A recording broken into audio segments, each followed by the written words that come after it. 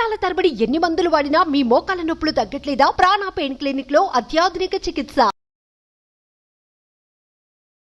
Welcome to Suman TV. నేను మీ Suman TV. గత కొద్ది రోజులుగా 2 తెలుగు రాష్ట్రాల్లోనూ భారీ వర్షాలు చోటు చేసుకోవడం జరిగింది. చాలామంది ప్రాణాలు కోల్పోయారు. ఇప్పటికీ కొంతమందికి ఫుడ్ కూడా సరిగా అందటం లేదు. అండ్ 2 గవర్నమెంట్ల తరపు నుంచి కూడా సహాయ చర్యలు, దాంతోపాటు సెలబ్రిటీస్ కూడా స్పందించడం జరిగింది. అండ్ ప్రతి ఒక్కరూ కూడా ఈ సమయంలో, ఈ సందర్భంలో అప్రమత్తంగా ఉండాలని మాత్రం కోరుకుంటాము. అయితే విజయవాడలో ఎంత దారుణంగా ఉంది అని అంటే బుడమేరు. దీనికి ఒక ప్రత్యేక చరిత్ర స్థానం ఉంది అని చెప్పేసి చెప్పొచ్చు. అండ్ అటు ఖమ్మం వైపు చూసుకున్నా కూడా వరదలు ఏ విధంగా ఉన్నాయో ప్రత్యేకించి చెప్పాల్సినటువంటి అవసరం లేదు. ప్రతి ఒక్కరూ కూడా మేమున్నాం, మానవత్వం ఇంకా బ్రతికే ఉంది అనేటువంటి ఉద్దేశంతో సహాయ చర్యల్లో పాల్పడుతూ కూడా ఉన్నారు చాలామంది. సో వారందరికీ కూడా కృతజ్ఞతలు. ఈ టైంలో ప్రతి ఒక్కరూ మానవత విలువలతో స్పందించడం జరుగుతుంది. అయితే విజయవాడలో గత 20 సంవత్సరాల క్రితం ఏదైతే మనం చూసామో, నేను దగ్గరుండి చూశాను, ఎందుకంటే మా ఏరియా అదే కాబట్టి. సో ప్రస్తుతం అయితే అలాంటి పరిస్థితి చోటు చేసుకుందని చెప్పేసి చెప్పాలి. బుడమేరు, దీనికి సంబంధించినటువంటి చరిత్ర ఏంటి అండ్ ఇప్పుడున్న ప్రస్తుత పరిస్థితి ఏంటి అనేది మనతో పాటు హైకోర్టు అడ్వకేట్ రవీంద్రనాథ్ గారు ఉన్నారు. వారి మాటలు తెలుసుకుందాం. Hello sir. హాయ్ అండి నాగరాజ్ గారు. ఆల్మోస్ట్ ఒక 20 years తర్వాత ఇలాంటిది ఒకటి చవి చూడటం అనేది. ముఖ్యంగా బుడమేరుకి అయితే ఒక చరిత్ర అయితే ఉంది. ప్రస్తుత పరిస్థితి ఏంటి అండ్ దాని చరిత్ర ఏంటి? బుడమేరు వాగు విజయవాడ దుఃఖదాయని దీనికి మరో పేరు. అనేక దశాబ్దాలుగా విజయవాడ పట్టణాన్ని అతలాకుతలం చేస్తుంది. ముఖ్యంగా వర్షాకాలం, వరదల సమయాల్లో పాలకుల అనాలోచిత నిర్ణయాల వల్ల ప్రజలు అవస్థలు పడుతున్నారనడానికి మరోసారి నిదర్శనమే ఈరోజు నిన్న జరిగినటువంటి గడిచిన 2 రోజులుగా విజయవాడ ప్రజలు ఇబ్బందులు పడుతున్నటువంటి వైనం. దీనికి కారణం ఏంటంటే పాలకుల యొక్క నిర్లక్ష్యం, ప్రజల యొక్క ఆకాంక్షలు. ముఖ్యంగా పాలకులు అనే వాళ్ళు సరిగ్గా లేకపోతే ఇలాంటి స్థితులు ఎదుర్కొంటాం. అంటే ఇంత మోడర్న్ అవుతున్నప్పుడు కూడా మనం ప్రకృతి నియమాలు తెలుసుకోకపోతే, నేచర్కి ఒక థియరీ ఉంటుంది నాగరాజు గారు. ఒక వాటరు తన వెళ్ళాల్సిన ప్లేస్కి, తన వెళ్ళాల్సిన మార్గంలో వెళ్లకుండా మధ్యన వాటిని ఆటంకం చేసినప్పుడు, ముఖ్యంగా రెగ్యులర్గా ఏమీ కనిపించదు. ముఖ్యంగా వర్షాలు, వరదలు వచ్చే టైంలో నీటి ప్రవాహాన్ని అడ్డు మార్గంలో మనం ఏమైనా నిర్మాణాలు చేసేటప్పుడే ఇటువంటి వరదలు మనకు ఏర్పడే అవకాశం ఉంటుంది. నేచర్స్ థియరీ ఇది. ఇట్స్ ప్రకృతి యొక్క నియమం. అయితే బుడమేరు యొక్క చరిత్రలోకి మనం అయితే బుడమేరు ఏంటి దీని గురించి తెలియాలి. విజయవాడ పట్టణానికి ఒక వైపుగా కృష్ణానది ప్రవహిస్తూ ఉంటే విజయవాడ పట్టణానికి సెంటర్లో వెళ్తుంటుంది ఈ బుడమేరు వాగు. ఇది ఖమ్మం జిల్లాలో ఉన్నటువంటి ఖమ్మంలో ఉన్నటువంటి ఎగువ ప్రాంతంలో ఈ బుడమేరు వాగు అక్కడ పుట్టి మెల్లగా 170 కిలోమీటర్లు విజయవాడ పట్టణం మీదుగా ప్రవహిస్తూ తిన్నగా వెళ్ళి కొల్లేరు సరస్సులో కలుస్తుంది. వెస్ట్ గోదావరిలో ఉన్నటువంటి ఎర్రకాలువ, తమ్మిలేరు వాగులతో పాటు బుడమేరు వాగు ముఖ్యంగా కొల్లేరు సరస్సు నిండడానికి ప్రధానమైన నీటి వనరుగా ఉంటుంది. కొన్ని వేల సంవత్సరాల నుంచి ఉన్నటువంటిది. ముఖ్యంగా వర్షాలు ఈ ప్రాంతంలో, ఎగువ ప్రాంతంలో కురిసేటప్పుడు, ఇప్పుడంటే మనం తెలంగాణ, ఆంధ్రాని భౌగోళికంగా మనం నైసర్గికంగా మనం విభజించినప్పుడు కూడా నేచర్కి మాత్రం అలాంటివి ఉండవు. అక్కడ తెలంగాణ, ఆంధ్ర ఉండదు, ఒకటే తీరి ఉంటుంది అక్కడ. సో ఎగువ ప్రాంతం అంటే ఖమ్మం నుంచి ముఖ్యంగా విజయవాడ పట్టణానికి మైలవరం, ఏకొండూరు, జీకొండూరు మండలాల మీదుగా ఇది సింగనగర్లో ప్రవేశిస్తుంది. విజయవాడ టౌన్లోకి వెళ్ళేటప్పుడు సింగనగర్ మీదుగా ప్రవహిస్తుంది ఈ బుడమేరు. అయితే ఇక్కడ ఎంటర్ అయ్యేటప్పుడే అసలైన పరిస్థితి ఎదుర్కొంటుంది ఈ బుడమేరు వాగు. అంటే బుడమేరు యొక్క ప్రవాహం ఎలా ఉంటుంది? వంపులు తిరిగి ఉంటుంది. ఇది తిన్నగా వెళ్ళే మార్గం ఎక్కడికి? కొల్లేరు సరస్సుగా. కృష్ణానది ఒక పక్కన ఉంటుంది. కృష్ణానదిని టచ్ చేయకుండా విజయవాడ పట్టణం మీదుగా వంపులు తిరుగుతూ కొల్లేరు సరస్సుకి వెళ్ళిపోతుంది బుడమేరు వాగు. దీని యొక్క నీటి ప్రవాహం. కానీ జరిగింది ఎక్కడ? పాలకుల యొక్క అనాలోచిత నిర్ణయాలు. గడిచిన 70s జరిగింది అంటే ఒకేసారి చాలా పెద్ద ప్రవాహం వచ్చి చాలా వరకు విజయవాడ పట్టణం చాలా వరకు మునిగి పరిస్థితి వచ్చినప్పుడు దీని యొక్క ప్రవాహాన్ని అడ్డగించాలి, దీని యొక్క ప్రవాహాన్ని మళ్లించాలని ఆలోచనతోటి ఆనాటి పాలకులు 70లో వెలగలేరు దగ్గర ఒక హెడ్ రెగ్యులేటర్ని తయారు చేశారు. అంటే దాని యొక్క నీటి ప్రవాహాన్ని కంట్రోల్ చేసే ఉద్దేశంతో విజయవాడ పట్టణానికి సంబంధించి ఈ ఒక వెలగలేరు ఎక్కడైతే హెడ్ రెగ్యులేటర్ పెట్టారో అదేం చేసింది? ఇబ్రహీంపట్నం, గొల్లపూడి మీదుగా నగరంలోనికి ప్రవేశించి నగరం నుంచి వెళ్ళిపోవడానికి కోసం ఈ యొక్క ప్రవాహాన్ని మళ్లించారు. ఏదైతే ఈ బుడమేరు వాగుందో దీనికి విజయవాడలో ప్రవేశించే ముందే రెడ్డిగూడెం దగ్గర కోతులవాగు, జీకొండూరు దగ్గర పులివాగు, మునగపాడు దగ్గర భీమవాగు, సిహెచ్ మాధవరం దగ్గర లోయవాగు, గుడ్డమనుగుల దగ్గర దొల్లెంతల వాగు అని మరికొన్ని వాగులు కూడా దీన్ని కలుస్తున్నాయి. ఇవన్నీ కలిసి బుడమేరు వాగు ఫామ్ అవుతుంది. అంటే కొన్ని సబ్ వాగులన్నీ కలిసి, అంటే సబ్ కెనాల్స్ అనమాట, అవన్నీ కలిసి ఒక పెద్ద వాగుగా ప్రవేశించి విజయవాడ దగ్గరకు వచ్చేసరికి ఒక పెద్ద ప్రవాహం అవుతుంది. మీరు గోదావరి నదిని చూడండి, గోదావరి నది తెలంగాణ ప్రాంతంలో సన్నగా పాయిగా ఉంటుంది. అది ఖమ్మం దాటంగానే ముఖ్యంగా ఆంధ్రలో ప్రవేశించేసరికి అంటే రాజమండ్రి దగ్గర విస్తారంగా ఉంటుంది. అదే మీరు బాసర ఈ ప్రాంతంలో చూసేసి సన్నగా ఒక చిన్న సుమారుగా మీకు ఒక 800 మీటర్లు 400 మీటర్లు విడుతూ ఉన్నటువంటి ఈ గోదావరి నది మీకు ఎలా అయితే రాజమండ్రి వచ్చేసరికి అలా పెద్ద వెడల్పుగా సుమారు 8 కిలోమీటర్ల వెడల్పుతో ఎలా ఉంటుంది, ధవళేశ్వరానికి ఎలా వెళ్తుందో అదేవిధంగా బుడమేరు వాగు కూడా ఇది ఖమ్మం జిల్లాలో స్టార్ట్ అయినప్పుడు చిన్నగా ప్రవహించి మెల్లగా ఇప్పుడు నేను చెప్పినటువంటి మండలాల మీదకి వచ్చేసరికి విజయవాడ దగ్గరకు వచ్చేసరికి దాని వైశాల్యాన్ని విస్తరించుకుంది. ఎప్పుడైతే వైశాల్యాన్ని విస్తరించుకుందో ముఖ్యంగా వరదలు వచ్చేటప్పుడు దాని యొక్క నీటి ప్రవాహం చాలా ఫాస్ట్గా వెళ్తుంది. ముఖ్యంగా దీని యొక్క గరిష్ట సామర్థ్యం ఎంతంటే 11,000 క్యూసిక్లు ముఖ్యంగా వరదలు వచ్చే సమయంలో. నిన్న మనకి విజయవాడలో జరిగే పరిస్థితి అంటే మోర్ దెన్ 20 సెంటీమీటర్ల వర్షం ఎప్పుడైతే కురిసిందో ఇక్కడ 20,000 క్యూసిక్ల పైన వాటర్ ఈ బుడమేరు వాగుకు వచ్చింది. 11,000 క్యూసిక్లే మ్యాక్సిమం కెపాసిటీ ఉన్నటువంటి బుడమేరు 20,000 క్యూసిక్ల వాటర్ ప్రవాహాన్ని ఎలా తట్టుకోగలుగుతుంది? దీనికి మనం చేసిన కొన్ని చారిత్రక తప్పిదాలు కూడా ఉన్నాయి. 2005లో వచ్చినటువంటి భారీ వరదల కారణంగా విజయవాడ నగరం చాలా వరకు ఇబ్బందులు కుదిరింది. అటువంటి సమయంలో అప్పటి రాష్ట్ర ముఖ్యమంత్రులు ఏం చేశారంటే దీన్ని మళ్లించే ప్రయత్నం చేయాలి. అంటే ఈ ఏదైతే వెలగలేరు హెడ్ రిజర్వాయర్ నుంచి ఎలా అయితే కంట్రోల్ చేస్తున్నామో దీనికి కాదని చెప్పి దీనికి ఏదైనా శాశ్వత పరిష్కారం చేయాలని ఆనాటి పాలకులు గుర్తించి ఏం చేశారంటే అప్పటికే పోలవరం కుడికాలువ రెడీ అయింది. గోదావరి జలాల్ని మళ్లించే ప్రయత్నం చేశారు కృష్ణా జలాల్లోకి. అందులో మళ్ళీ దీనికి వేరేగా అంటే ఈ బుడమేరుకి వేరే ప్రత్యేకంగా కెనాల్ అవసరం లేదు. సో ఏదైతే పోలవరం కుడికాలం నుంచి వస్తున్న వాటర్ ఉందో ఈ కెనాల్ని దాన్ని కనెక్ట్ చేయడం వల్ల కొంతవరకు వరద ప్రవాహాన్ని తగ్గించవచ్చిన ప్రయత్నం ఏం చేశారంటే ఈ యొక్క కెనాల్కి దీనికి మళ్ళీ ప్రత్యేకం కాలువ తవ్వకుండా కుడి కాలువలోకి మళ్లించే ప్రయత్నాలు ఏం చేశారంటే విజయవాడ థర్మల్ పవర్ స్టేషన్ ఉంది వీటీపీఎస్ చూసిన కృష్ణా జలాల్లోనికి ఈ కృష్ణా జలాల లింక్ని దీన్ని కలపగలిగితే ఇమ్మీడియట్గా దీన్ని కృష్ణా జలాలకు ప్రవేశింపజేసి అక్కడి నుంచి మళ్ళీ బయటకు పంపించవచ్చు అని ఒక ఆలోచన చేశారు ఆనాటి పాలకులు. అయితే ఇక్కడ ప్రాబ్లం ఏంది, వీళ్ళు స్టార్ట్ చేశారు వేరే కెనాల్స్ తవ్వడం వల్ల కొత్తగా మరలా ఇబ్బందులు ఎదుర్కోకుండా ఉన్నటువంటి వీటీపీఎస్ కెనాల్స్కి లింక్ పెట్టాలని ప్రత్యామ్నాయంగా అంటే ఈ వరద ప్రవాహం ముఖ్యంగా ఈ వరద ప్రవాహం తట్టుకోవాలనే ఉద్దేశంతో ఇక్కడ ఏం జరిగింది, వీటీపీఎస్ బయట ఉన్నటువంటి కెనాల్స్ యొక్క తవ్వకాలు మొత్తం జరిగినాయి బాగా అనుకున్నట్టుగా. ఎందుకంటే వెడల్పు కూడా ఎక్కువగా చేయాల్సి వస్తుంది. ప్రవాహం ఎక్కువ వచ్చేటప్పుడు ఆ యొక్క వైశాల్యం దాని యొక్క ప్రవాహం యొక్క ఆ సైజుని కూడా పెంచాల్సి వస్తుంది.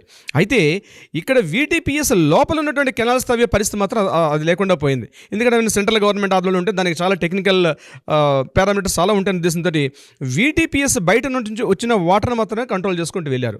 అయితే ఎప్పుడైతే బుడమేరు నుంచి వస్తున్న వాటర్ ప్రవాహాన్ని తగ్గించే ప్రయత్నంలో దీనిని మళ్లించి పోలవరం కుడికాలువ మీదుగా తీసుకెళ్లాలి డిజైన్ చేసినప్పుడు దీని ప్రవాహాన్ని కంట్రోల్ చేయండి. ఒకవేళ కృష్ణానది ఎగువ ప్రాంతం నుంచి వాటర్ వచ్చిందనుకోండి, వరద ప్రవాహం ఎక్కువగా ఉందనుకోండి, అప్పుడు ఏమవుతుంది ఈ వాటర్ ఫ్లో మళ్ళీ రివర్స్కి వస్తుంది. ఈ వెళ్తున్న బుడమేరు వాటర్ ప్రవాహం ఏంటంటే అన్ఫార్చునేట్గా అదే టైంలో కృష్ణానదిలో వరద ప్రవాహం వస్తే మళ్ళీ రివర్స్కి వచ్చే అవకాశం ఉంటుంది. దీనికి ఎలా చేయాలని చెప్పి మళ్ళీ కొత్త సమస్య వచ్చింది. అంటే ఇరిగేషన్స్ ఇక్కడ విషయం ఏంటంటే నాగరాజు గారు, మన ఇండియాలో రాజ్యాంగంలో కానీ అధికారులు కానీ టెక్నీషియన్స్ కానీ ఎక్కడ కొదవలేదండి.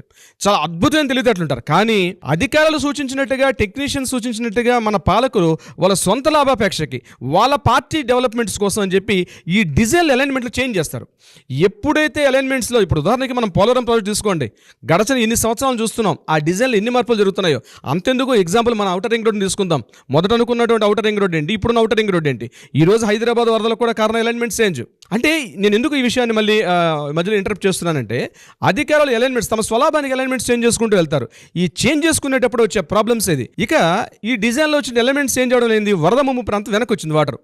ఈరోజు 2 రకాలుగా దెబ్బపడింది బుడమేరు. ఒకటి ఈ కృష్ణ పోలవరం కుడికాలం నుంచి వెళ్తుంటే వాటర్ కూడా రివర్స్లోకి రావడం ఒక కారణం అయితే, ఇంకొకటి రెండో పాయింట్ చెప్పాలంటే ఈ విజయవాడ పట్టణం రకరకాల వంపులు ఉంటాయి. పట్టణం మీదుగా ముఖ్యంగా రాజరాజేశ్వరిపేట, సింగనగరు, కండ్రిగ ఈ ప్రాంతాల మీదుగా వంపులు తిరుగుతూ కొల్లేరు విజయవాడ అవుట్ సైడ్ దాటుకుంటూ అది ఎక్కడ పోతుంది రామవరపాటు దాటుకుంటూ వెళ్ళాలి బయటికి విజయవాడ మీదుగా. అయితే ఇక్కడ అనేక రకాల వంపులు ఉంటాయి ఈ యొక్క బుడమేరు వాటర్కి వెళ్ళే దూరంలో. అయితే ఇక్కడ ఏం జరిగింది, ఇన్ని వంపులు ఉండడం వల్ల ఆ టర్నింగ్లో ఎక్కువగా వాటర్ ఫ్లో వచ్చి ఆ వెనక ఉన్నటువంటి ప్రాంతాలు ఎక్కువగా ముంపును గురవుతున్నాయని ఈ వంపు ప్రాంతాలను సరిచేయాలని చెప్పి మన డిజైనర్స్ ఒక ప్లాన్ ఇచ్చారు. దీన్ని డిజైన్ చేసి ఒక రిటైనింగ్ వాల్ కన్స్ట్రక్షన్ చేసి దాన్ని వాటర్ మళ్లింపు చేయడం వల్ల విజయవాడ పట్టణం మీద ఈ వరద ప్రవాహాన్ని తగ్గించుకోవాలని ప్లాన్ చేశారు. అయితే ఇక్కడ ఏం జరిగింది, ఎప్పుడైతే మనకు బైఫర్కేషన్ జరిగింది అంటే ఆంధ్ర తెలంగాణ రాష్ట్రాల విభజన జరిగిన తర్వాత ఒక్కసారి విజయవాడ పట్టణం ముఖ్యంగా రాజరాజేశ్వరిపేట ఎక్స్టెన్షను, సింగనగర్ డెవలప్ అయింది, కండ్రిగ ప్రాంతం డెవలప్ అయింది, పాయికాపురం ప్రాంతం డెవలప్ అయింది. ఈ యొక్క డెవలప్మెంట్స్లో ఏంటంటే అనుకోకుండా లేఅవుట్లు రావడం, ఒకప్పుడు 2005కి బిఫోర్ ఈ బుడమేరు దీనికి వరద వచ్చేటప్పుడు పంట పొలాలు మాత్రమే నాశనం అయ్యేవి. ఎందుకంటే అది పరివాహక ప్రాంతం. బుడమేరు యొక్క పరివాహక ప్రాంతంలోకి బైఫర్కేషన్ అంటే ఆంధ్ర రాష్ట్ర విభజన జరిగిన తర్వాత, తెలంగాణ రాష్ట్ర విభజన చెందిన తర్వాత ఈ పరివాహక ప్రాంతంలో కూడా లేఅవుట్లు రావడం, కన్స్ట్రక్షన్ చేయడం, సింగనగర ప్రాంతం విపరీతంగా పెరిగిపోయింది. పాయికాపురం ప్రాంతం బాగా పెరిగింది.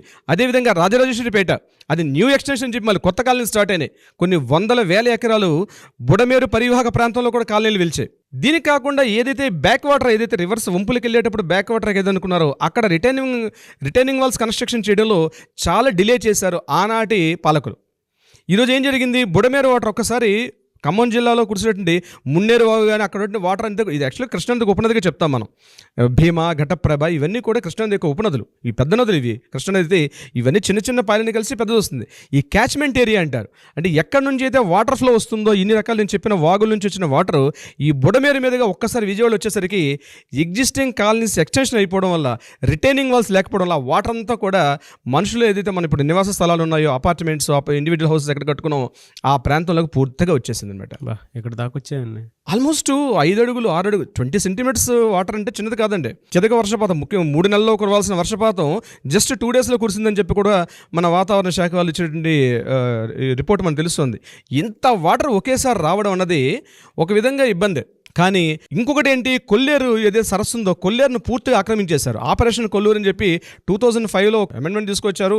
దాన్ని పూర్తిగా డెవలప్ చేద్దామని ఆనాటి పాలకులు అనుకున్నప్పుడు కూడా దాన్ని కూడా బుట్టదాగలు చేసేశారు. కొల్లూరు ఒకప్పుడు కొల్లూరు యొక్క వైశాల్యం ఎంత ఉంది, ఇప్పుడు ఎంత వైశాల్యం ఉంది, గూగుల్ మ్యాప్లో మనం చూస్తే మనకే గుండె తరుకుపోద్ది నాగరాజు గారు. అంటే ఒకప్పుడు చక్కగా నదులు, సరస్సులతోటి అనేక రకాల జీవజాతులు అంటే బయోడైవర్సిటీ ఉండేది ఒకప్పుడు.